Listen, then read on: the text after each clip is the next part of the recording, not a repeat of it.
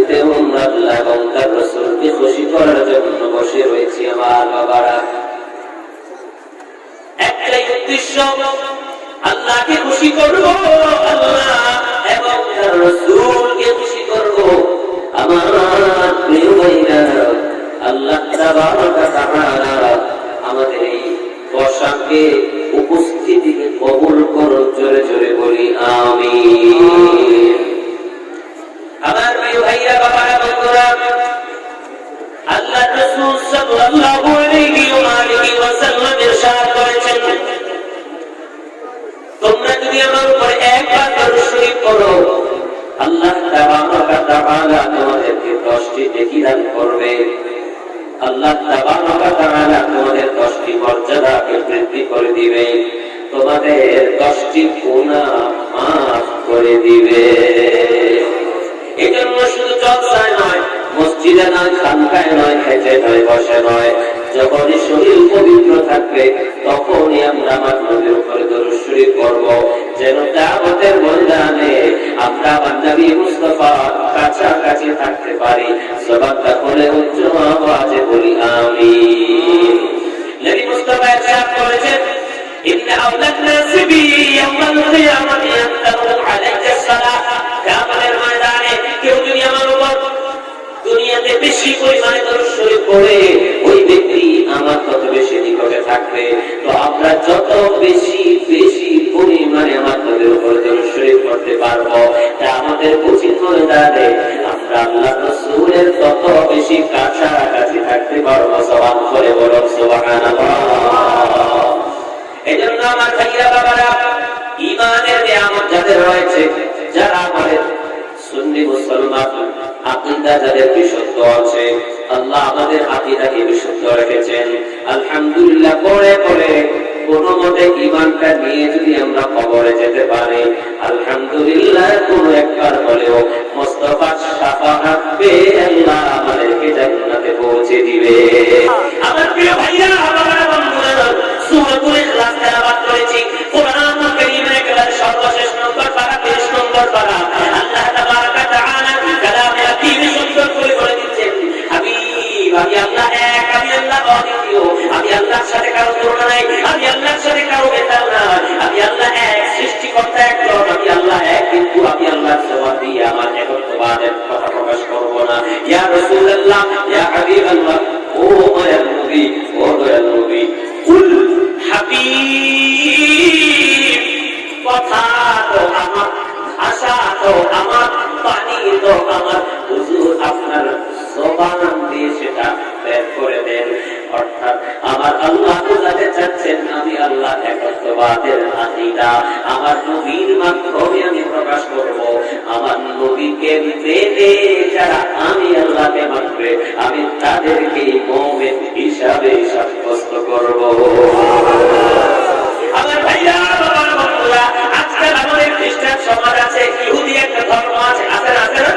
আমার হিন্দু ভাইয়েরাও মাঝে মাঝে এক খোদায় বিশ্বাসী, মাঝে মাঝে আবার পরে এটা ছোট খোদা, এটা আরো ছোট খোদা, এটা এই উপকার, এটা এই উপকার। কিন্তু তাদেরকে যখন জিজ্ঞেস করবেন, আমার আগের বক্তা বলে গিয়েছে, তাই না?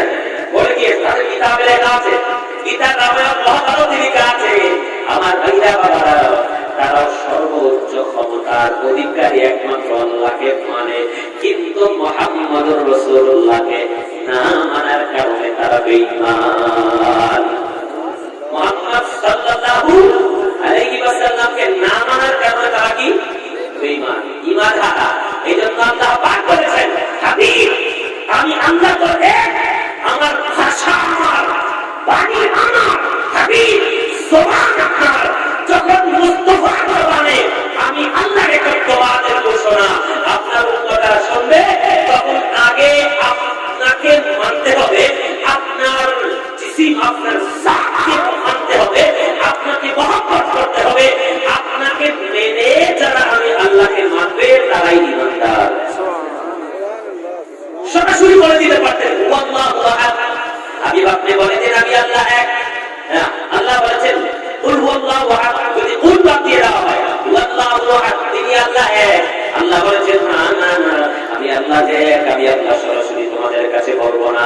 আল্লাহ তাবারাকা তাআলা বলছেন আমার একত্ববাদের ঘোষণা, আমার ওয়াহদানিয়তের ঘোষণা আমার দয়াল নবীর জবান দিয়ে আমি বের করব।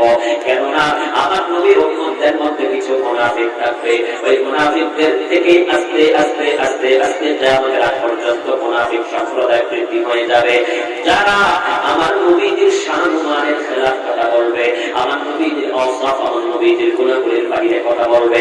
এজন্য আমি আল্লাহর একত্ববাদের ঘোষণা রিসালাতের জবান দিয়ে আমি বের করলাম, যেন আমার বান্দারা বুঝতে পারে যে রিসালাত না মানলে ওয়াহদানিয়তের কোনো দাম নাই। এজন্য আল্লাহ বলেছেন কুল হাবিব আপনার জবানে বলুন, রিসালাতের জবানে কুল হাবিব আপনি বলুন আমি আল্লাহ এক করে বলুন সুবহানাল্লাহ। আমার ভাইরা বাবারা বন্ধুরা, এরপর আল্লাহ বলেছেন আল্লাহুস সামাদ, আল্লাহ বেনিয়াজ। বেনিয়াজ মানে অমুখাপেক্ষী। আল্লাহ কাউকে দেওয়ার জন্য কারো সহযোগিতা নেওয়া দরকার হয় না, কাউকে বিপদ দেওয়ার জন্য কারো সহযোগিতা নেওয়া দরকার হয় না, কারো থেকে বিপদ উদ্ধার করার জন্য কারো সহযোগিতা দরকার হয় না, দুনিয়া বানানোর জন্য কারো সহযোগিতা দরকার হয় না, ইলমে গায়েব জানার জন্য জানানোর জন্য কারো সহযোগিতা দরকার হয় না, কাউকে বেটা দিতে হয় কারো সহযোগিতা নেওয়া দরকার হয় না। আল্লাহ সূরাতুল ইখলাসে এই কথাটাই বলেছেন আল্লাহুস সামাদ, আমি অমুখাপেক্ষী। সুতরাং কোন নবীর বেলায় যদি আমি বলি আমি তাদেরকে আয়াত জানাই, তারা সৃষ্টিকর্তা হবে না, তারা খোদা হবে না, তারা মাহবুদ হবে না, কারণ আমি আল্লাহ হচ্ছি অমুখাপেক্ষী, আমার নবীগণ হচ্ছে আমি আল্লাহর মুখাপেক্ষী। শিরকের হত্যা শেষ। কেউ বলতে চায় আর নবী বলি ছেড়ে দিবে কিভাবে, দেখা দিবে কিভাবে, ইল্লি আয়াত রাখবে কিভাবে, বিপদ উদ্ধার করবে কিভাবে? যদি আয়াত জানে খোদা হয়ে গেল, যদি বেটা পাওয়া গেল খোদা হয়ে গেল, খাজার দরবারে গেলে যদি পাওয়া যাবে ওদি খোদা হয়ে গেল না। দেখো সূরাতুল ইখলাস করে দেখো, আল্লাহ বলছে আমি আল্লাহ বেনিয়াজ, আমি আল্লাহ অমুখাপেক্ষী, আমি আল্লাহ দুনিয়াতে কিছু করার জন্য হওয়ার জন্য কারো সহযোগিতা নেওয়া দরকার হয় না। আমার বসেবাট দিতে হলে আমার সহযোগিতা লাগবে, আমার মোস্তফা দিতে হলে আমার সহযোগিতা লাগবে, ইমামে হাসান দিতে হলে আমার সহযোগিতা লাগবে, হযরতে আলী দিতে হলে আমার সহযোগিতা লাগবে, খোদা বলে আরে ইমামে আযম দিতে হলে আমার সহযোগিতা লাগবে, চলো আহমদ রাজাম দিতে হলে আমার সহযোগিতা লাগবে, মুজাদ্দিদ আল-ফিসানি দিতে হলে আমি আপনার সহযোগিতা লাগবে। আমি আল্লাহ কারো মুখাপেক্ষী নই, আমি আল্লাহ বেনিয়াজ। আর আমি ছাড়া যত সৃষ্টি আছে সবাই আমার থেকে নিয়ে নিয়ে তোমাদেরকে দান করে। এই আল্লাহুস সামাদের তাফসীর হলো এটা। কেউ বলে নবী গায়েব জানেন তো আল্লাহ সমান হয়ে গেল, আলিমুল গায়বি আল্লাহ গায়েব জানতে পারা, তো নবী কেউ যদি বলি নবী গায়েব জানতে পারা তো শিরক হয়ে গেল। আল্লাহও জানে নবীও জানে। ইয়াকুব মুহাম্মদুর রাসূলুল্লাহ কি স্রষ্টার না সৃষ্টি? বুঝেন নাই মনে হয়? স্রষ্টার না সৃষ্টি? প্রমাণ করতে হবে। আমার নবীজির পিতা ছিল কি ছিল না? আল্লাহর কোনো পিতা আছে নাকি? কথা বলে না। নবী পাক সাল্লাল্লাহু আলাইহি ওয়াসাল্লামের মাথা ছিল কি ছিল না? আল্লাহর কোনো মাথা আছে নাকি? আমার নবীজি ঘুমাতেন কি ঘুমাতেন না? আল্লাহ কি কোনো ঘুম আছে নাকি? লা তাখুযুহু সিনাতুন ওয়ালা নাওম। আল্লাহ কারো থেকে জন্ম নিয়েছে না? লা ইয়ালিদ ওয়ালা ইউলাদ। আল্লাহ কারো থেকে জন্ম নেন নাই, কাউকে তিনি জন্ম দেন নাই। তো মুহাম্মদ সাল্লাল্লাহু আলাইহি ওয়াসাল্লাম আদম সাল্লাল্লাহু থেকে আমার নবী পর্যন্ত যত নবী এসেছেন সবাই ঘুমায়, সবাই খায়, সবার মা আছে, কারো বাপ আছে, কারো মা আছে। বেশিরভাগ আম্বিয়া আলাইহিস সালাম যারা বাপ রয়েছে তারা খেতেন, তারা মেহমান প্রস্তাব করতেন, তাদের ঝিমানি আসতো। না খাওয়া দরকার হয়, না ঘুমার দরকার হয়, না বাবা দরকার, না মায়ের দরকার, না দিন দরকার, না রাত দরকার, না জিহাদ দরকার, না পোশাক দরকার, কিচ্ছুই দরকার নাই। এখানে খোদা বলে আমি আল্লাহ বেনিয়াজ, আমি আল্লাহ বেনিয়াজ। আল্লাহুস সামাদ গায়েব জানার জন্য কারো সহযোগিতা দরকার নাই, কাউকে বিপদ দেওয়ার জন্য কারো সহযোগিতা দরকার নাই, কারো থেকে বিপদ উদ্ধার করার জন্য কারো সহযোগিতা দরকার নেই, কাউকে বেটা দেওয়ার জন্য কারো সহযোগিতা দরকার নেই, কাউকে বেটি দেওয়ার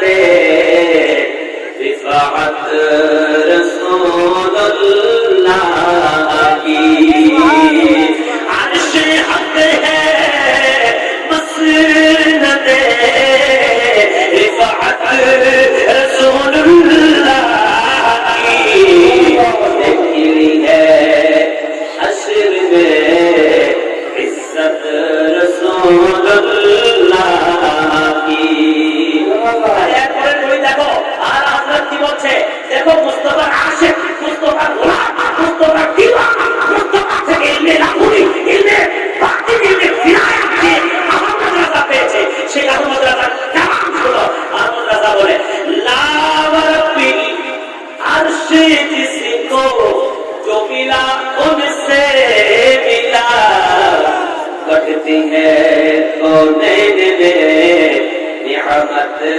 रसूलुल्लाह আল্লাহ কি বলে জানো এই দুনিয়ার মানুষেরা যদি আল্লাহ কোন বান্দার থেকে কিছু পেতে চাও তো মুস্তাফাকে খুশি করো যা পাওয়া তো মদিনা থেকে পাবা খুদা থেকে সরাসরি পাওয়া যাবে না কেন আমার আল্লাহ আমার নবীকে দিয়েছে আমার নবী মুস্তাফা আমার নবী মুস্তাফা আহমদ রাজাকে দিয়েছে কুল কায়নাত বন্টন করে দিয়েছে বলে সুবহানাল্লাহ আল্লাহ তাআলা বাবারা এজন্য আল্লাহ বলেন আল্লাহুস সামাদ আল্লাহ হচ্ছেন বেরিয়াস আল্লাহ মুতাফিকি আল্লাহ কাউকে বেটা দেওয়ার জন্য কারো সহযোগিতা নেওয়া দরকার হয় না এরপর আল্লাহ তাবারাকা তাআলা বলেন লাম ইয়ালিদ ওয়া লাম ইউলাদ তিনি কারো থেকে জন্ম দেন নাই কারো থেকে কাউকে জন্ম দেন নাই এই অসাফ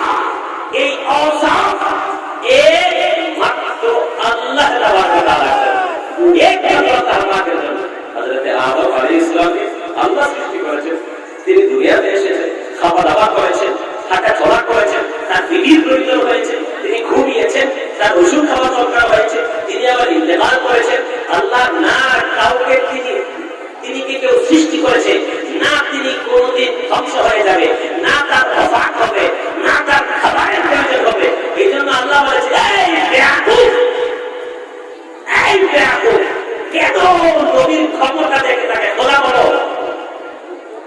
নবীর মুজিজা দেখে আউলিয়াই কিরামদের কারামত দেখে যারা আমাদের উপরে তোহমত দেয় যে এরা নবীকে খোদা বানায় ফেলছে আল্লাহর নবীকে খোদা বানায় ফেলছে নাউজুবিল্লাহ বলেন না আল্লাহ বলে বেকুফ সূরা ইখলাস পড়লেই তুমি উত্তর পেয়ে যাও সূরা ইখলাসের তাফসীর পড়ো জালালাইন পড়তে পড়তে কত কদম দিয়েছে হিসাব ছাড়া আর জালালাইনের খতমের পরে গরু জবাই হয় ওইটা বেদাত না আমরা এখন নবীকে গরু জবাই করলে বেদাত কথা বলে না বুখারী শরীফ খতম হয়েছে কতবার হিসাব ছাড়া আমাদের বাংলাদেশে কম মাদ্রাসা বেশি আপনাদের এখানে খুব কম আমাদের বাংলাদেশের সিস্টেম হলো বুখারী শরীফ খতম হয়ে গেছে গরু জবাই হয় কথা বুঝলেন বললেন গরু জবাই হয় এবার হুজুরদেরকে ভালো ভালো পোশাক দাও খাবার দাও খাবার করো লাল গাড়িটা বিছিয়ে দাও সাদা সুদান করো বুখারী শরীফ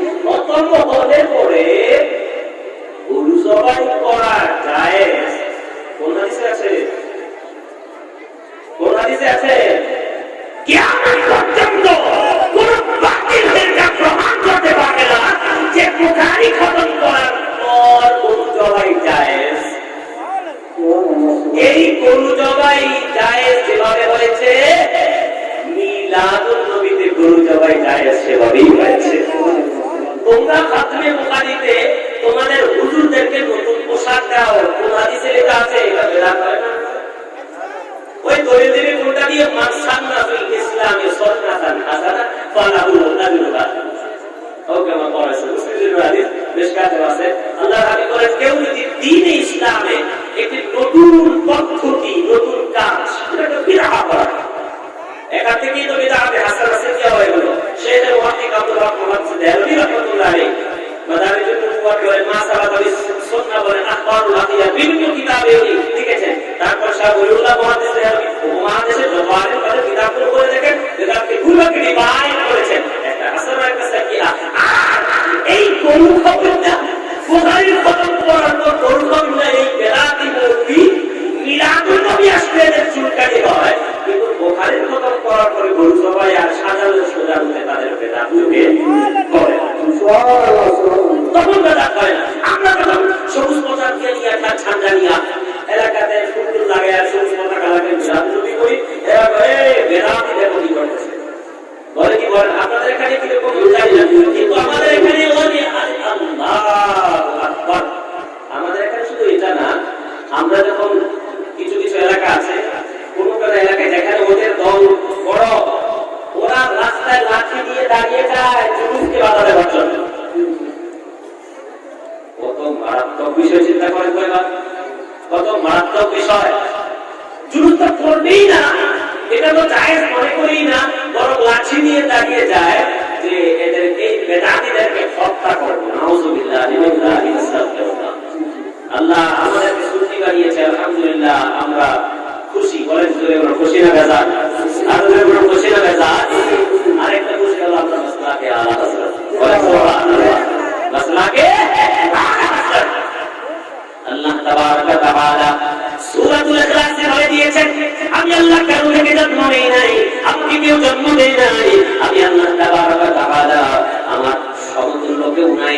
ওয়ালা ইয়াকুল্লাহু কুফুওয়ান আহাদ, আমি আল্লাহ সমতুল্য কেউ নাই। দুনিয়ার জমিনে আমি আল্লাহ ছাড়া যা কিছু রয়েছে সব মাখলুক, আমি হলাম খালেক।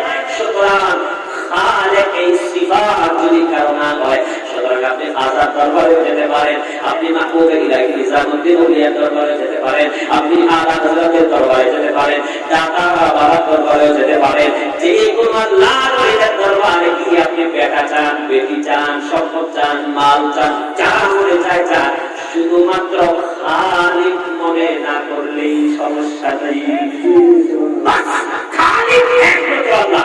খালিক কয়জন? সৃষ্টিকর্তা কয়জন? খালি শুনবেন না কিছু বলবেন? বলতে হবে। খালিক কয়জন? একজন।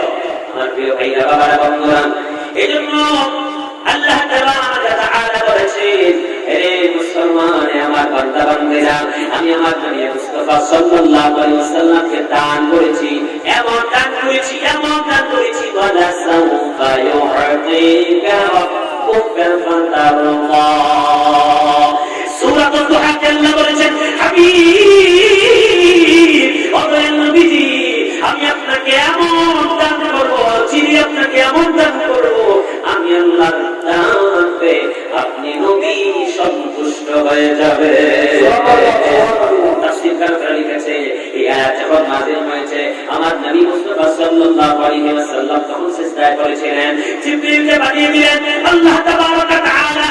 জিবরিলকে বললেন, ও জিবরিল যাও, আমার নবী সিজদায় পড়ে পড়ে কেন কান্না করে। এবার আমার ভাইরা জিবরিল যখন আমার নবীর দরবারে এসে বলল, ইয়া রাসূলুল্লাহ, ইয়া হাবিবাল্লাহ, আপনি কেন কান্না করে? আল্লাহ তাবারক ওয়া তাআলা আপনাকে জিজ্ঞেস করেছে। আমার ভাইরা, আমার নবী বলে, আল্লাহুম্মা ইয়া উম্মতি, আল্লাহুম্মা ইয়া উম্মতি, আল্লাহুম্মা ইয়া উম্মতি, হে আল্লাহ উম্মত, হে আল্লাহ উম্মত, হে আল্লাহ উম্মত।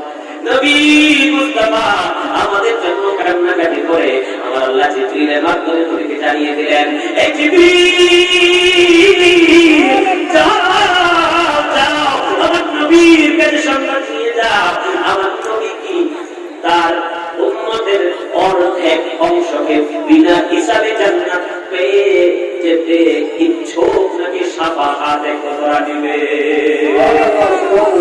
বিনা হিসাবে আপনার জান্নাত দিয়ে দেব। এই জিবরিল নবীকে বলো, একেবারে বিনা হিসাবে, বিনা কোনো হিসাব নেই, কোনো হিসাব হবে না, নবীর অর্ধেক উম্মতকে জান্নাত দিয়ে দেব। ওরা কি আমার নবী শাফাআতটা বেছে নেবে? একদিকে অর্ধেক উম্মতকে বিনা হিসাবে জান্নাত দিয়ে দেব, অন্যদিকে নবীকে শাফাআত করে কোনটা দিবে? আমার নবী বলেন, না, বিনা হিসাবে আমার অর্ধেক উম্মত দেওয়া দরকার নাই। আল্লাহ, আমি তো চাই আমার উম্মতের মধ্যে সরিষা দানা পরিমাণ, সরিষা দানা দিলেন না, সরিষা দিলেন না, সরিষা দানা পরিমাণ, সরিষার বিচি পরিমাণ কোন বান্দার মধ্যে, আমার উম্মতের মধ্যে যদি ঈমান থাকে, আমি নবী তাকে ধরে জান্নাতে পৌঁছে দেব।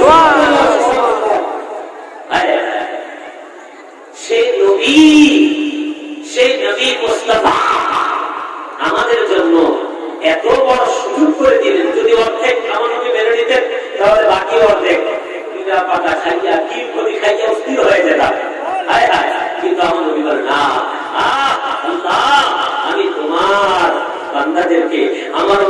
উম্মতকে সুপারিশ করব যেন আমার উম্মত একটা ইমানদার জাহান্নামের আকারে সবকে যেন জান্নাতে দিতে পারি।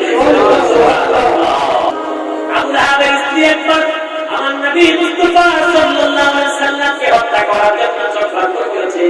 আবার আল্লাহ একদিন আমার নবী বলতেছে তাফালাকা ইয়া মুহাম্মদ, বলেন নাউযুবিল্লাহ, এ মুহাম্মদ তুমি ধ্বংস হয়ে যাও। জোরে বলবেন নাউযুবিল্লাহ। আমার ভাইয়া বাবার বন্ধুরা, আল্লাহ যেমন আল্লাহর হাবিব সাল্লাল্লাহু আলাইহি ওয়াসাল্লামকে বলল, এ মুহাম্মদ তুমি ধ্বংস হয়ে যাও। আমার আল্লাহ বলে, হাবিব আপনি কিছু বলবেন না, আপনাকে যারা বন্ধ করে আমি আল্লাহ তার জবাব দিয়ে দেব। জিবরিলকে পাঠিয়ে দিলেন, জিবরিল যাও আয়াত নাযিল করে দিলেন সূরাতুল লাহব, তাব্বাত ইয়াদা আবি লাহাবিন ওয়া তাব। আল্লাহ বলেন আবু লাহাবের হাত ধ্বংস হয়ে গেল, মানে তার দেহ তার জাত ধ্বংস হয়ে গেল। আমার ভাইরা বাবারা, ও বন্ধুরা, এই তাব্বাত ইয়াদা নাযিল করে আল্লাহ মুমিনদেরকে সতর্ক করেছেন, এ মুমিনেরা আমার নবী সম্পর্কে জবানটাকে উল্টে সাবধান অবলম্বন করবা, কেননা আমি আল্লাহ এখনো জিন্দা। আমার নবীর বিরুদ্ধে যে কথা বলবে আমি সরাসরি তার বিরুদ্ধে চলব। সুবহানাল্লাহ। সূরাতুত তাওবা 10 আয়াত নম্বর 65 এবং 66। আল্লাহ তাবারাক ওয়া তাআলা আমার নবী মুস্তাফা সাল্লাল্লাহু আলাইহি ওয়াসাল্লামের বিয়াদতের সম্পর্কে কি ফতোয়া দিয়েছেন আমার ভাইরা, এ আমার বন্ধুরা বাবারা। আল্লাহর হাবিব সাল্লাল্লাহু আলাইহি ওয়াসাল্লাম তাবুকের যুদ্ধ থেকে ফিরার পথে আমার নবী এক জায়গায় তাবু ফেলে ওখানে বসে গেলেন, একটু রাতে যাপন করবেন। আল্লাহর হাবিব সাল্লাল্লাহু আলাইহি ওয়াসাল্লাম আমার কাছে একজন সাহাবী এসে বলল, আয়া রাসূলুল্লাহ, ইয়া হাবিবাল্লাহ, নবীজি আমার কুষ্টি হারানো গেছে, হুজুর একটু দোয়া করেন। আমার ভাই আরেকটা সুরে কাছে বলে যে আল্লাহর হাবিব সাল্লাল্লাহু আলাইহি ওয়াসাল্লাম যুদ্ধের ময়দানে যাবার সময় নবী মুস্তাফা সাল্লাল্লাহু আলাইহি ওয়াসাল্লাম বললেন, আল্লাহ আমাদের উপরে রহমত করবে, আমাদেরকে এই যুদ্ধে বিজয় দান করবে। বলেন সুবহানাল্লাহ। মুমিন এক মুমিন ভাই আরেক মুমিন কথাবার্তা চলতে লাগলো। আল্লাহ হাবিব ঘোষণা করেছে, যুদ্ধে যাওয়ার আগে ঘোষণা করেছে এই মুতার যুদ্ধে নাকি এই তাবুকের যুদ্ধে জয় হবে। এবার দূর থেকে মুনাফিক সরে সরে বলতেছে, মুহাম্মদ নাকি বলছে রে যুদ্ধে জয় হবে। এই মুহাম্মদের কাছে খবর কোত্থেকে আসলো? মুহাম্মদের কাছে খবর কোত্থেকে আসলো? রাসূলুল্লাহ বলবেন নাকি? মুনাফিক বলতেছে, মুনাফিক তো দূরে হাসাহাসি করতেছে, মুমিনরা আলোচনা করতেছে যে আমার নবী মুস্তাফা সংবাদ দিয়েছে যে তাবুকের যুদ্ধে আমাদেরকে আল্লাহ বিজয় দান করবে। আর আরেকটা তাফসীরে লেখা আছে যে নবী মুস্তাফার কাছে একজন ব্যক্তি এসে বলল, ইয়া রাসূলুল্লাহ, মুশরিক হারিয়ে গেছে। মুশরিক ঘটনা শুনিয়ে দেয়। আমার ভাইরা বাবারা, ও বন্ধুরা, এবার নাবিক একজন আরেকজনের সাথে টিটকারি মস্কারি করে মজাক করতেছে, মুহাম্মদের কাছে নাকি ওই ব্যক্তির মুশরিক খবর আছে। এই কথা আমার নবী মুস্তাফার কাছে গেল। আল্লাহ হাবিব সাল্লাল্লাহু আলাইহি ওয়াসাল্লাম রাগান্বিত হয়ে গেলেন, খবরদার আমার ইলিম দিয়ে তোমরা উল্টাপাল্টা কথা বলো। আমার নবী মুস্তাফা সংবাদ দিয়ে দিলেন, যাও তোমার কুষ্টি অমুক জঙ্গলে অমুক গাছের সাথে লেগে আছে। বলে সুবহানাল্লাহ। ওখানে গেলেন, আল্লাহ জিবরিল পাঠিয়ে দিলেন। আল্লাহ রাব্বুল আলামিন আমার নবীকে বলেন, ইয়া রাসূলুল্লাহ সাল্লাল্লাহু আলাইহি ওয়াসাল্লাম, আপনার বিরোধিতা করে যে মুনাফিকরা আপনার ইলমে গায়বটা স্বীকার করেছে, আপনার আওসাফ আপনার বৈশিষ্ট্য নিয়ে যারা তামাশা করেছে, রং তামাশা করেছে, মজা করেছে, আমি আল্লাহ রাব্বুল আলামিন আপনাকে বলে দিলাম, আপনি একটু তাদেরকে জিজ্ঞাসা করুন। তারা বলবে, আমরা তো এমনিতেই খেলাধুলা করছিলাম, মজা করছিলাম। বলেন নাউযুবিল্লাহ। আল্লাহ বলেছেন, ওয়ালা ইন সাআলতাহুম লা ইয়াকুলুন্না ইন্নামা কুন্না নাখুযু ওয়া নাল'আব কুল বিল্লাহি ওয়া আয়াতিহি ওয়া রাসূলিহি কুনতুম তাস্তাহজিউন। জোরে বলুন আল্লাহু আকবার। হাবিব, আপনি যদি তাদেরকে জিজ্ঞাসা করেন, তাদেরকে যদি আপনি জিজ্ঞাসা করেন তোমরা আমার আল্লাহ তাবারক ওয়া তাআলা বলতেছেন আপনি যদি তাদেরকে জিজ্ঞাসা করেন তো তারা বলবে ইন্নামা কুননা নাকুতু ওয়া নালআব, আমরা তো এমনিতে একটু মজা করছিলাম। মোহাম্মদ কি জানবে কি না ওই ব্যক্তি মুশরিক কোথায় আছে, এমনিতে একটু মজা করছিলাম। ওই বাবারে মজা করতে দিকে আল্লাহ কোরআনের আয়াত নাযিল হয়ে গেছে, বলে সুবহানাল্লাহ সুবহানাল্লাহ। সুতরাং নবী মুস্তাফার কোন বৈশিষ্ট্য, কোন আওসাফ, কোন সিফাত, কোন মুআজিজাকে নিয়ে কেউ যদি মজা করেও কথা বলে এটা কুফর। এটা কি কুফর?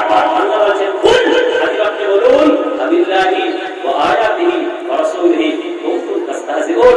এই মুনাফিক, আমার আল্লাহকে নিয়ে, আল্লাহর আয়াত নিয়ে, আল্লাহর রাসূলকে নিয়ে তোমরা ঠাট্টা করতেছো, বিদ্রুপ করতেছো।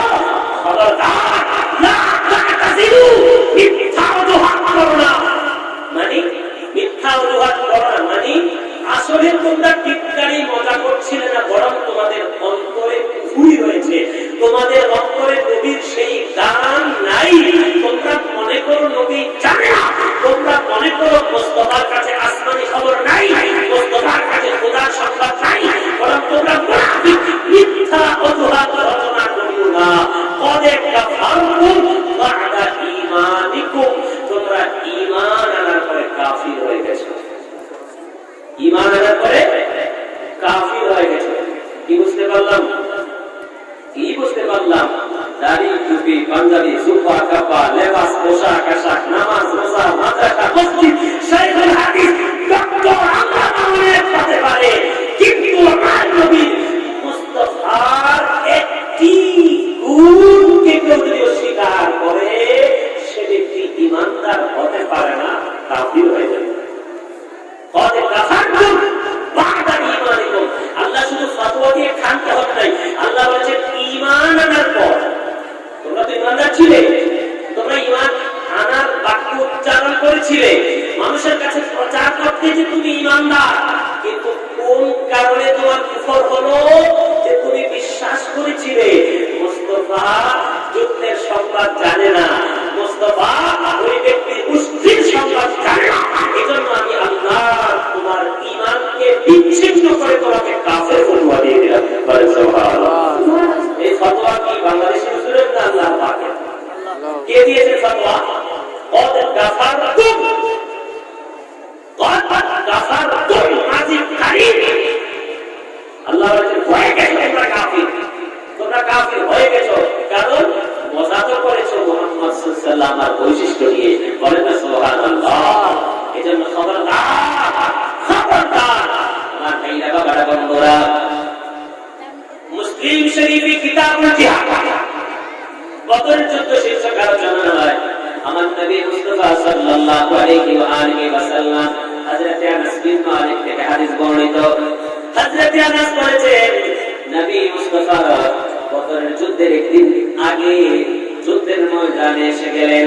আল্লাহ হাবিব সাল্লাল্লাহু আলাইহি ওয়া আলিহি ওয়াসাল্লাম যখন যুদ্ধের ময়দানে আসলেন, যুদ্ধ হবে আগামী দিন, আল্লাহ হাবিব চলে আসলেন একদিন আগে বদরের যুদ্ধের ময়দানে।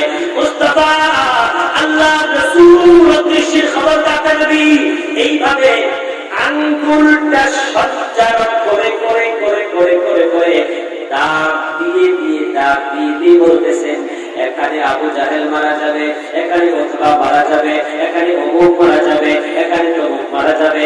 বদরের যুদ্ধের একদিন আগে আমার নবীজি আঙ্গুল টেনে টেনে দাগ দিয়ে বলতেছেন জায়গা নির্ধারণ করে দিলেন। সুবহানাল্লাহ বলেন, জায়গা নির্ধারণ করে দিলেন। এটা বলেন যে এই যুদ্ধের ময়দানে এই মারা যাবে। নবী বলেন না না না, আরে আমি নবী তো জানি বলবে তো বলবে, বরং কোন জায়গা বলবে সেই জায়গা সম্পর্কে আমি নবী জানি। সুবহানাল্লাহ। আঙ্গুল দিয়ে রাবি আনাস বিন মালিক বলতেছে মুসলিম শরীফের হাদিস কিতাবুল জিহাদ বদরের যুদ্ধ শীর্ষক আলোচনা।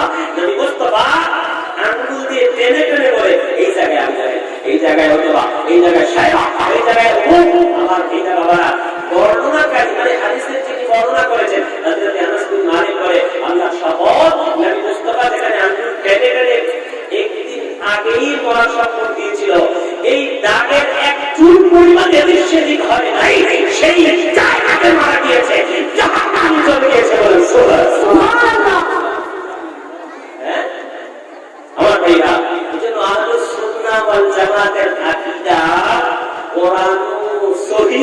সম্মত, কোরআনও সহিহ হাদিস সম্মত।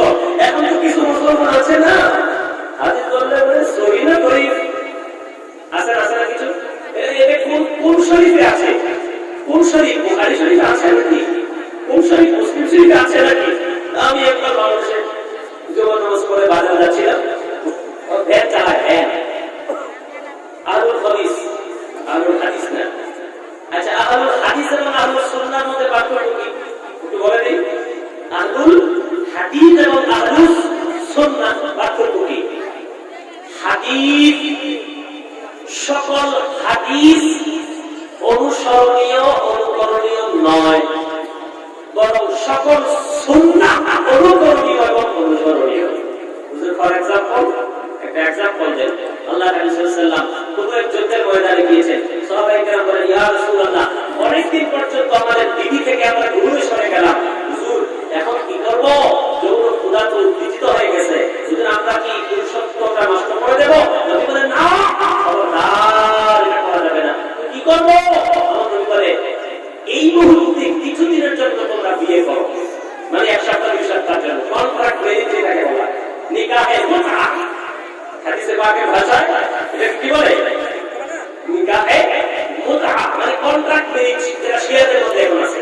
শিয়ারা এরকম করে, বেয়াদব এরা, নাউজুবিল্লাহ, এক সপ্তাহ দুই সপ্তাহের জন্য তারা বিয়ে শাদী করে, তারপরে আবার ছেড়ে দেয়। নাউজুবিল্লাহ, আমাদের শরীয়তে এটা হারাম। মুস্তাফা সাহাবীদেরকে আদেশ করলেন যে তোমরা বিয়ে করো, কিছু দিনের জন্য কিছু মাল সামান দিয়ে বিয়ে করো, কিন্তু হযরত আলীর হাদিস থেকে পরবর্তীতে জানা গিয়েছে আগের হাদিস মানসুখ হয়ে গেছে, রহিত হয়ে গেছে। আগের হাদিস কি মানসুখ, রহিত হয়ে গেছে। কোনটা দ্বারা? পরের হাদিস দ্বারা। তাহলে আগেরটা হলো হাদিস, পরেরটা সুন্নাহ। আগেরটা কি? কন্ট্রাক্ট ম্যারেজ, যেটা সাময়িক সময়ের জন্য যে বিয়ে করার আদেশ দিয়েছিলেন, নবীজি বলেছিলেন, ওইটা হয়ে গেছে হাদিস, পরেরটা হয়ে গেছে সুন্নাহ। সুতরাং যারা আহলুল হাদিস হওয়ার ইচ্ছা পোষণ করেছে বা যারা হয়ে গেছে, তারা কন্ট্রাক্ট ম্যারেজ করতে হবে। ওরা কি করে নাকি? কন্ট্রাক্ট ম্যারেজ করে নাকি এরা? আচ্ছা, আমার নবী মুস্তাফা একাধারে 3 দিন 3 রাত রোজা রেখেছে, এটাকে সাওমে ফিসাল বলে, বুখারী শরীফে আছে। এবার সাহাবায়ে কেরাম বলে ইয়া রাসূলুল্লাহ আপনি 3 দিন 3 রাত পর্যন্ত এক ঘট পানিও খান না, আমরাও রাখবো। আমার নবী বলে আইকিকুম বিহি ইদাইনি রাব্বি ওয়াসদিনি। সাহাবায়ে কেরাম, তোমরা আমাকে দেখছো আমি খাই না, পান করি না, 3 দিন 3 রাত হয়ে গেছে, আমার খাওয়া পরিচয় হয় না, তোমরা কি আমার অনুসরণ করতেছো? আইকিকুম বিহি, তোমাদের মধ্যে আমার মতো কি কেউ আছে? এই আয়াত থেকে বলেন না মানা ভাষা, এই অর্থ দেখো ইমামে বুখারী কি লিখেছে। আইকুম বিহি, আমি কি তোমাদের মতো?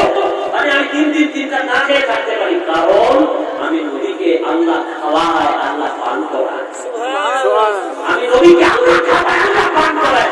সুতরাং যদি কেউ হাদিস মানতে চাও, সবে বিচার রাখো,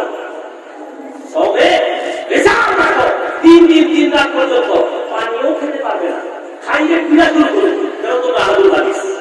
তোমরা কি আহলুল হাদিস? তো আহলুল হাদিস হওয়ার জন্য তোমরা 3 দিন 3 রাত উপবাস থাকতে হবে, কিচ্ছু খেতে পারবে না, খাইতে চাইলে লাঠি পেটা শুরু হবে। কি বলেন? থাকতে পারবে? কোন আহলুল হাদিস এরকম কাছে সবে বিচার রাখছে, ওটা হাদিস, আমরা ওইটা অনুসরণ করি না, আমরা অনুসরণ করি। আমার নবী বলেছেন, হে আমার উম্মতেরা, তোমরা সাহরি করো এবং ইফতার করো। সুবহানাল্লাহ, বলেন না? এটা হলো সুন্নাহ। এইজন্য যারা সুন্নাহ মানে তাদেরকে আহলুস সুন্নাহ ওয়াল জামাত বলা হয়। তাদেরকে কি বলা হয়? আহলুস সুন্নাহ। আর জামাত মানে সাহাবায়ে কেরামের জামাত, নবীকে অনুসরণ করেছেন সাহাবায়ে কেরাম আলাইহিম রিদওয়ান। এইজন্য সুন্নাহ মানে আমার নবী পাক সাল্লাল্লাহু আলাইহি ওয়াসাল্লামের যে অনুসরণীয় অনুকরণীয় হাদিস, আর জামাত মানে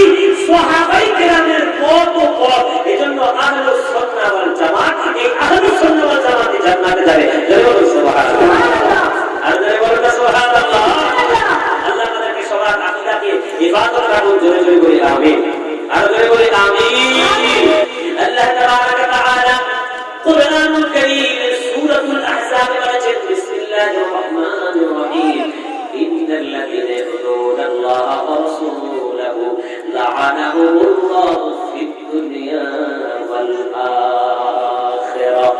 আল্লাহ বলেছেন, যারা আল্লাহ এবং তার রাসূলকে কষ্ট দেয় তারা দুনিয়াতে অভিশপ্ত, পরকালেও অভিশপ্ত মালউন। সুতরাং আমার ভাইয়া বাবারা বন্ধুরা, আল্লাহ নবীর সন্তুষ্টির মধ্যে ইবাদত, নবীর খুশির মধ্যে ইবাদত, আল্লাহর রেজামন্দি। যদিও আমার নবী আদেশ করে নাই, যদিও শরীয়তের বাইরে হয়ে যায়, আমার নবীর জবান দিয়ে যদি বলা হয়, এ আলী, এ আলী, আমার কন্যা ফাতেমা তোমার কাছে থাকার সময় আমার কন্যা ফাতেমাকে যতক্ষণ পর্যন্ত তুমি বিবি করে রাখবে ততক্ষণ পর্যন্ত অন্য কোন মহিলাকে বিয়ে করতে পারবে না। কিন্তু অন্য সাহাবীরা তো করছেন একটা, দুইটা, তিনটা, চারটা।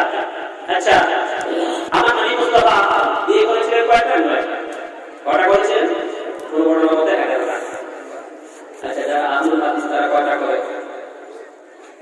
কয়টা করে? কয়টা করে?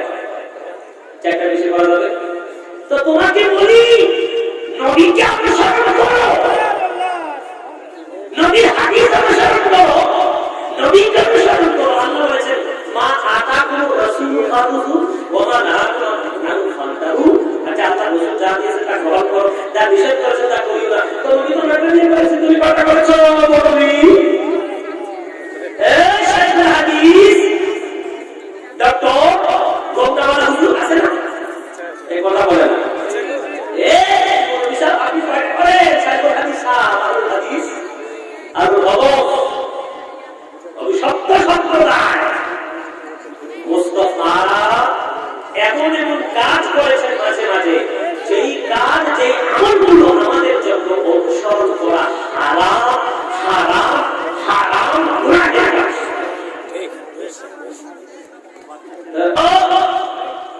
আহলুস সুন্নাহ যদি, আহলুল হাদিস যদি হও, তো নবী বলুন একটা বিয়ে করো, বিয়ে করো। ভারতের বর্ডার পার করে দিবে, ঠিক কিনা বলেন? আহলুস সুন্নাহর মধ্যে অন্তর্ভুক্ত হয়ে যাও। দেখো এখানে এমন এমন হাদিস রয়েছে যেগুলো অনুসরণীয়, অনুকরণীয়। বলেন সুবহানাল্লাহ।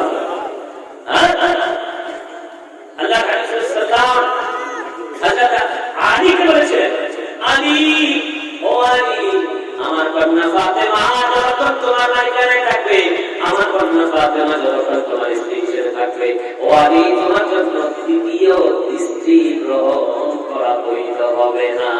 সুবহানাল্লাহ। এটা আমার নবীর জন্য খাস, এটা আমার নবীর জন্য খাস। আমার ভাইরা বাবারা, হযরত সাইয়্যিদুনা আবু বকর সিদ্দিক রাদিয়াল্লাহু তাআলা যখন হিজরত করে মক্কা থেকে যাচ্ছিলেন, গায়ে সর্বমুখে 3 দিন আন্তর্ভুক্ত করেছিলেন। আমার ভাইরা বাবারা, আমার নবী মুস্তাফা সাল্লাল্লাহু আলাইহি ওয়া আলিহি ওয়াসাল্লামকে বাইরে রেখে হযরত আবু বকর বললেন, ইয়া রাসূলুল্লাহ, আকা ইয়া হাবিবাল্লাহ, আপনি একটু বাইরে দাঁড়িয়ে যান, আমি একটু ভিতরে গিয়ে পরিষ্কার পরিচ্ছন্ন করে আসি। হযরত আবু বকর ঘর ভিতরে প্রবেশ করলেন, গিয়ে দেখলেন অনেকগুলো গর্ত দেখা যায়, গর্ত গর্ত, ছিদ্র ছিদ্র। হযরত আবু বকর রাদিয়াল্লাহু তাআলা তার গায়ে চাদরটাকে টুকরো টুকরো করে করে করে করে প্রত্যেকটা গর্তের মধ্যে গর্তের মধ্যে দিয়ে দিলেন। কোন রিওয়ায়াতে আছে 2টা গর্ত বাকি হয়ে গেল, কোন রিওয়ায়াতে আছে 1টা গর্ত বাকি হয়ে গেল। যখন প্রত্যেকটি গর্তের মধ্যে হযরত আবু বকর চাদর মুবারক ছিঁড়ে ছিঁড়ে গর্তের মুখগুলো বন্ধ করে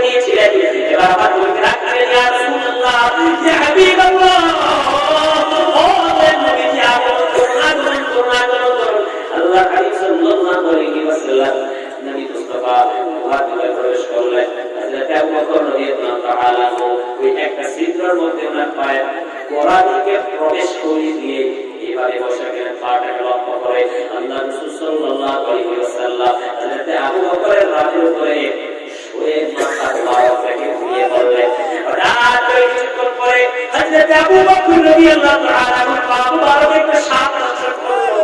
হযরত আবু বকর পা মুবারক গর্ত থেকে বের করে না, কিসের যন্ত্রণা, ওই শরীরের মধ্যে হয়ে গেছে কিসের যন্ত্রণা। এরপরে হযরত আবু বকর পাটাকে খোলে না, পাটাকে খোলে না, সারা শরীরে বিষাক্ত এমন ভাবে ছড়িয়ে গেছে আমার ভাইরা বাবারা। অজান্তেই অনিচ্ছা সত্ত্বেও হযরত আবু বকর রাদিয়াল্লাহু তাআলা কিসের যন্ত্রণায় কান্না করলেন। একটা ফোঁটা চোখের পানি আমার নবী মুস্তাফার গায়ে মোবারকে পড়ে গেল। এবার আমার নবী চক্ষু মোবারক করলেন, বললেন আবু বকর কি হয়েছে, ব্যাপারটা বুঝলাম না, তুমি কেন কান্না করো? আমার ভাইয়া বাবারা, হযরত আবু বকর বলে, ইয়া রাসূলুল্লাহ, আকা আমার মা আমার বাবা আপনার কদমে কুরবান হয়ে যায়, হুজুর আমাকে সাপে কামড় দিয়েছে। আমার প্রিয় প্রিয় মুসলমান ভাইরা, আমরা যখন ব্যথা পাই সর্বপ্রথম বলি বাবারে মারে, কি বলেন? আচ্ছা, কেউ যদি জিজ্ঞাসা করে ব্যথা পাওয়ার পর কি হয়েছে, কোন ব্যথা পেয়েছি, ব্যথা পেয়েছি। কিন্তু আমার ভাইরা, ও বন্ধুরা, দেখো সিদ্দিক আকবরের প্রেমের নমুনা। আচ্ছা, আবু বকরকে অনেকই সাপে কামড় দেওয়ার পরে তার শরীরে বিষ আর বিষ। আমার ভাইরা, আমার নবীজি সজাগ হয়ে গেলেন। আবু বকরকে প্রশ্ন করলেন, ও আবু বকর, ব্যাপার কি তোমার চোখে পানি কেন? আবু বকর বললেন, ইয়া রাসূলুল্লাহ, আপা আমার মা বাবা আপনার কদমে কুরবান, ও দয়াল নবী আমাকে সাপে কামড় দিয়েছে, কিসের যন্ত্রণায় আমি অস্থির হয়ে গেছি। ইয়া রাসূলুল্লাহ, ইয়া হাবিবাল্লাহ, আমি কিসের যন্ত্রণায় অস্থির হয়ে গেছি, এই জন্য আমার চোখ দিয়ে অনিচ্ছা পানি চলে এসেছে। আমার নবী বলে, আবু বকর, ও আবু বকর, বাটা সামনে বাড়ায় দাও, বাটা সামনে বাড়ায় দাও, বাটা আমার সামনে করে দাও। আমার নবী মুস্তাফা লালা মুবারক দিলেন, কুলু মুবারক হযরত আবু বকর ওই জায়গায় দাঁড়িয়ে দিলেন। খোদার কসম, সাথে সাথে বিশেষ যন্ত্রণা একেবারে মুক্ত হয়ে গেল।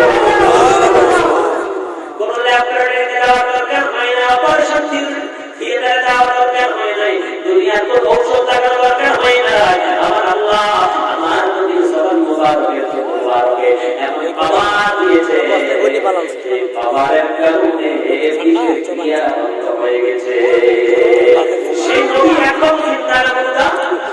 এখন জিন্দা। নবী মুস্তাফা সাল্লাল্লাহু আলাইহি ওয়াসাল্লাম বদরের যুদ্ধে 70 জন কাফেরকে হত্যা করা হয়েছিল। ওই 70 জন কাফেরকে একটা গর্তের মধ্যে সব করে দাফন করা হয়েছে। একদিন পরে আমার নবী ওই গর্তের পাশে দাঁড়িয়ে বলে, এ মক্কার কাফেরেরা, অহংকারীরা, হিংসুকেরা, তোমরা একদিন আগেই তো আমার সাথে বিরোধিতা করেছিলা, আমার ইসলামের সাথে দুশমনি করেছিলা, আমি নবীকে মানো নাই, আমার আল্লাহকে মানো নাই, আমি নবীর দ্বীন ইসলাম তোমরা ইনকার করেছো, আমার সাথে যুদ্ধ করতে এসেছো। আজকে দেখো তোমাদের অবস্থা কি, তোমরা অপমানিত হলা, লাঞ্ছিত হলা, তোমাদের স্থান জাহান্নাম হয়ে গেল। আজকে তোমরা দাঁড়িয়ে বললেন, ইয়া রাসূলুল্লাহ, ইয়া হাবিবাল্লাহ, ও দয়াল নবীজি, কার সাথে কথা বলছেন? এই 70 জনকে তো মাটি চাপা দেওয়া হয়েছে। আমার নবী বলে, ওমর, তুমি শুনতে পাও, ওই 70 জন তার চাইতে আরো বেশি শুনতে আরো বেশি শুনে। ওমর, তুমি তো জিন্দা। আল্লাহর হাবিব সাল্লাল্লাহু আলাইহি ওয়াসাল্লাম বুঝাতে চাইলেন যে জীবিত মানুষের চাইতে মৃত মানুষের কানের শক্তি, চোখের শক্তি আরো বেড়ে যায়। সুবহানাল্লাহ, সুবহানাল্লাহ। শাহ আব্দুল আজিজ মুহাদ্দিস দেহলভী রাহমাতুল্লাহ বলেছেন, রুহুরা কুল্লু তাঈব ইসাআস, রুহের জন্য দূরে এবং কাছে সমান, যেখানে বসে আছে সেখানে তার Mecca, Medina, Iraq, Iran, America, London, সে যেখানে বসে আছে এখান থেকে কথা বলে ওখানে শুনে, ওখান থেকে কথা বলে সে এখানে শুনে। সুবহানাল্লাহ। আরে কাফির মুশরিক যদি কবরের ভিতর থেকে মাটি চাপা দেওয়া হয়েছে তাদেরকে, তাদের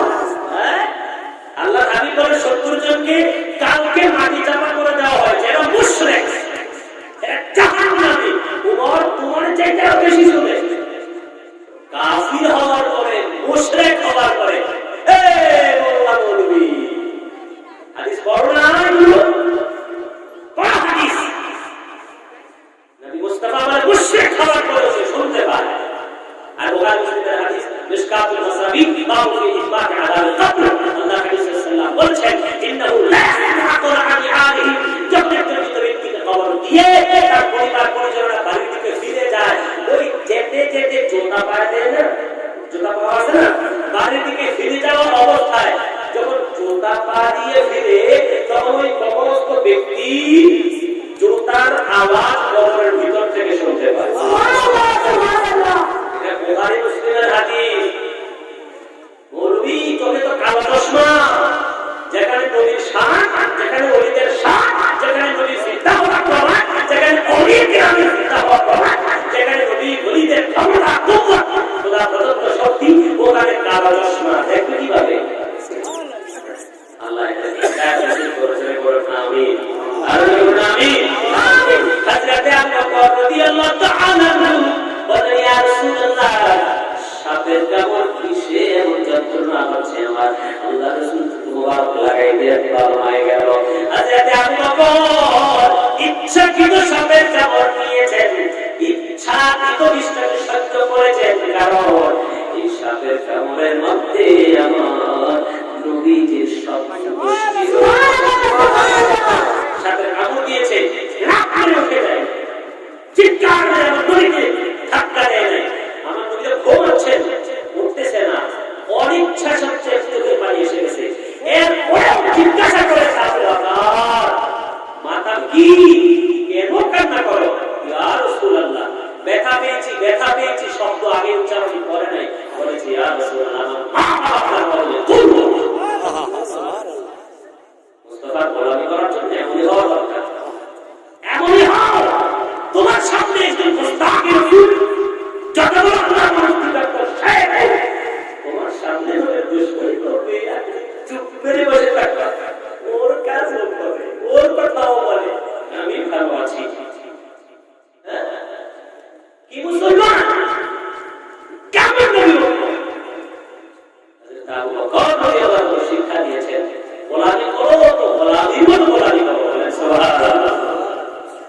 খায়বারের প্রান্তর থেকে আসার সময়, কোন এক যুদ্ধ থেকে আসার সময়, খায়বারের প্রান্তরে কিছু নিকটে আল্লাহর রাসূল সাল্লাল্লাহু আলাইহি সাল্লাম হযরত আলীর রাত মুবারকে ঘুমিয়ে পড়লেন। আমার নবীজি আসরের নামাজ আদায় করে ঘুমিয়েছিলেন, হযরত আলী আসরের নামাজ আদায় করেছিলেন না। ইতিমধ্যে হযরত আলীকে ডাক দিলেন, ও আলী, আমার ঘুম পাচ্ছে, তুমি একটু বসে যাও। আমার নবী মুস্তাফা সাল্লাল্লাহু আলাইহি সাল্লাম আলীর রানের মধ্যে মাথা রেখে ঘুমিয়ে গেলেন। আসরের নামাজের সময় শেষ হয়ে গেল, মাগরিবের নামাজের সময় হয়ে গেল, সূর্য অস্ত হয়ে গেল। এবার হযরত আলী বিচলিত হয়ে গেলেন, বিচলিত হয়ে গেলেন। আল্লাহ রাসূল সাল্লাল্লাহু আলাইহি ওয়াসাল্লাম বললেন, ইয়া রাসূলুল্লাহ, আকা ইয়া হাবিবাল্লাহ, ওদের নবী আসরের নামাজ আদায় করে নাই, আসরের নামাজ আদায় করে নাই, আসরের নামাজ আদায় করে নাই। আমার নবী বলে, আলী, চিন্তা করিও না, চিন্তা করিও না, আল্লাহ খালি ভাগ করলেন, বলেন আল্লাহ, আমার জন্য হযরত আলী, আমার জন্য আলী, আমার জন্য আলী ইতাআত করেছে, ইতাআত করেছে, ইতাআত করেছে। আল্লাহ, আমি আলীর জন্য দোয়া করলাম, তুমি আলীকে আসরের নামাজ আদায় করার জন্য পুনরায় সূর্যকে আবার আসরের নামাজের ওয়াক্তে এনে দাও। সূর্য হয়ে গেল, মুস্তাফা আসলো, সূর্য উঠে গেল, আলী নামাজ আদায় করলেন, আবার সূর্য ডুবে গেল। সুবহানাল্লাহ। ব্যতিক্রম জিনিস কার জন্য সম্ভব? মুস্তাফার জন্য। বলেন না, কার জন্য সম্ভব? মুস্তাফার জন্য। যদি বলেন কার জন্য সম্ভব? মুস্তাফার জন্য। আল্লাহ তাবারক ওয়া তাআলা মুস্তাফার খেদমত করার তৌফিক দান করুন। জয় বলি আমিন। করে নিয়ে চলে আসে একটা হাদিস শোনাবো না, ছেড়ে দেবো? বলুন না, বলুন। একটা হাদিস বুখারী থেকে, কিতাবুল আযান, হযরত সাহাবী সাআদ আস-সাঈদী রাদিয়াল্লাহু তাআলা আনহু, ইমাম বুখারী এই হাদিসে পাক মা'রিফাত দিক থেকে 7 জায়গায় এনেছেন। আমার দিতে বাবারা, ইমাম বুখারী কত বড় আশিক রাসূল ছিলেন। হযরত সাহাবী সাআদ রাদিয়াল্লাহু তাআলা আনহু হাদিস, নবী মুস্তাফা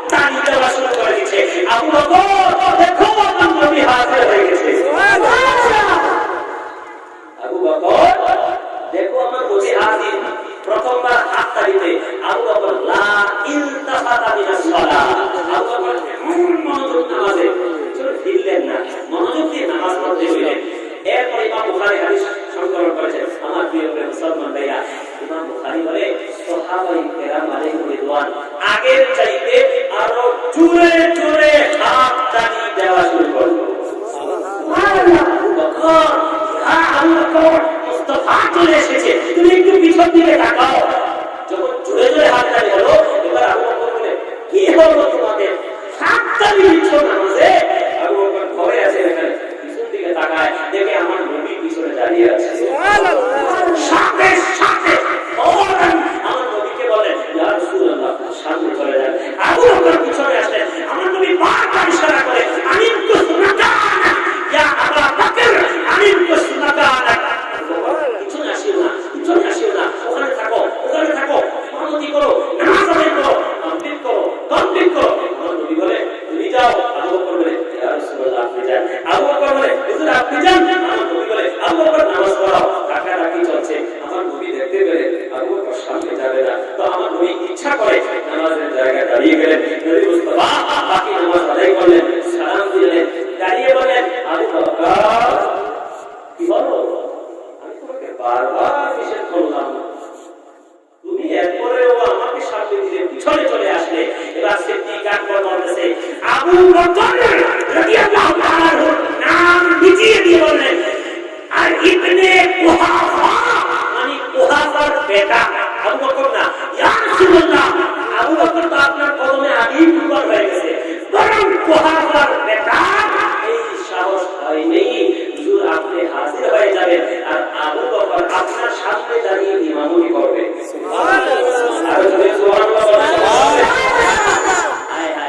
আরে দেখো, নবীর সাহাবী নামাজে নবীকে তাজিম করে, আর আপনাদের ভারতের মহাদেশের এক আলেম করে নামাজে নবীর ধারণা করেন। নামাজ ব্যাংকে তো যাবে, গুরুদের ধারণা করা চাইতে আর নাউজুবিল্লাহ বলবেন না।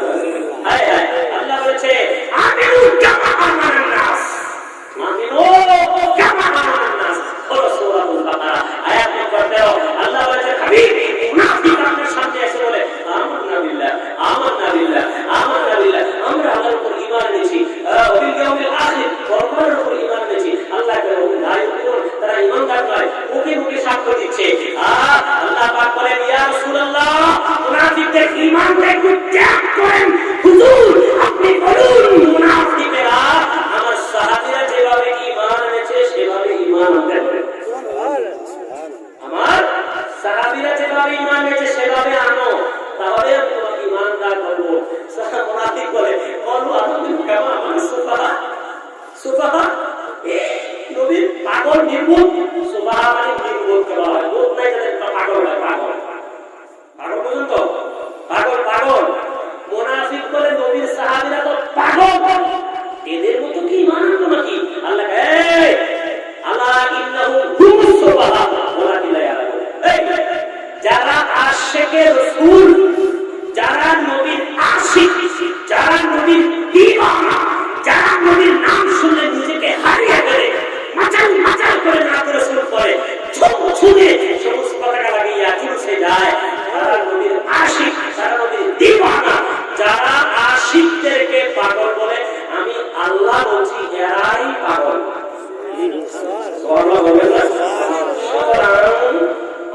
আশিকে রাসূলকে পাগল করার ফতোয়া নতুন নয়, সেটা আমার নবীর যুগ থেকে এসেছে, এটা নতুন নয়। সাহাবায়ে কেরাম কি করতেন? আমার নবী থুতু মুবারক দিতেন, সাহাবায়ে কেরাম হাত পাতেন, মুখে আর গায়ে মালিশ করে দিতেন।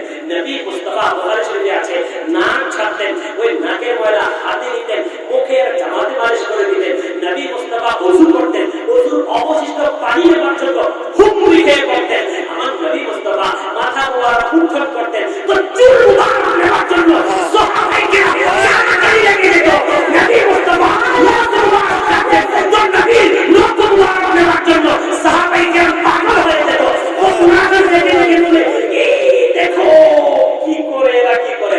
আল্লাহ নবীকে মহব্বত করলে আশিকে রাসূল আমার নবীর সাহাবীদের মতোই মহব্বত করবে। আমার প্রিয় প্রিয় মুসলমান ভাইরা, ঈমানের নিয়ামত আমরা পেয়েছি, শুকরিয়া আদায় করবেন, সব সময় মাসলাকে আলাদা থাকবেন, আহলুস সুন্নাহ ওয়াল জামাতের পক্ষে কথা বলবেন, যেখানে বিপক্ষে কথা আসবে সম্ভব হলে প্রতিবাদ করবেন। আল্লাহ পাক রব্বুল আলামিন আমাদের এই জলসাকে কবুল করুন।